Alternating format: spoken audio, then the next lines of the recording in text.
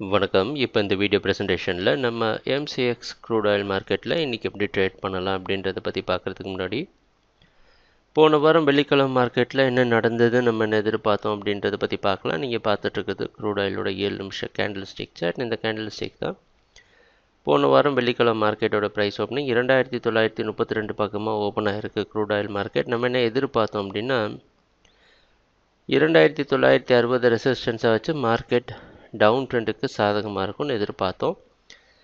2977 stop லாஸாக வச்சுருக்கலான்னு நினச்சோம். Price open ஆனது market ஓரளவு ஏற்றத்தை கொடுத்து மறுபடியும் கீழே வந்து சைடாகவே ரொம்ப நேரம் மூவ் ஆகிட்டு இருந்தது. ஈவினிங்கில் நைட்டு வரைக்கும் மார்க்கெட் அது அது சைடாக மூவ் ஆகிட்டு இருந்தது. அதனால் கீழே வர முடியல நம்ம எதிர்பார்த்த மாதிரி. அதுக்கப்புறம் மார்க்கெட் மேலே ஏற்றத்தை கொடுத்து நம்ம ஸ்டாப் லாஸ் பக்கமாக போய் க்ளோஸ் ஆகிருக்கு. சொல்லப்போனால் மார்க்கெட் பையிங்க்கு சாதகமாக தான் அமைஞ்சிருந்ததுன்னு சொல்லணும். ஆனால் நம்ம ஸ்டாப் லாஸையும் ட்ரிகர் பண்ணலை.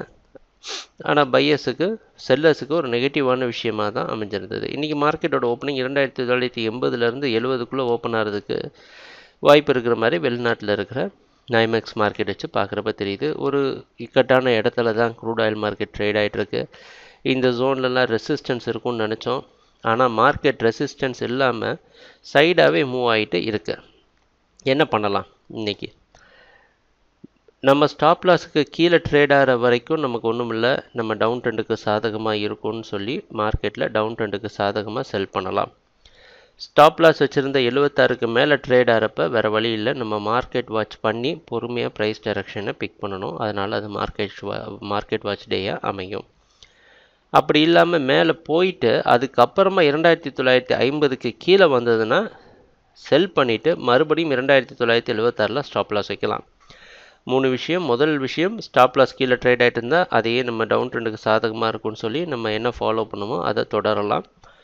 மேலே போயிடுச்சு அப்படின்னா வெயிட் பண்ணணும். மேலே போனதுக்கப்புறம் 2950 விட்டு கீழே வந்தால் கீழே வந்ததுக்கப்புறமா செல் பண்ணி ஸ்டாப் லாஸ் வச்சு ட்ரேட் பண்ணலாம். இந்த 3 விஷயமும் நம்ம செய்யலாம். ட்ரேடிங் நடக்கிறப்ப பார்ப்போம் என்னென்ன மாற்றங்கள் வருதுன்னு. எங்கள் வீடியோ ப்ரெசன்டேஷனை தொடர்ந்து பார்த்துட்டு வந்ததுக்கு மிக்க நன்றி, மகிழ்ச்சி, வணக்கம்.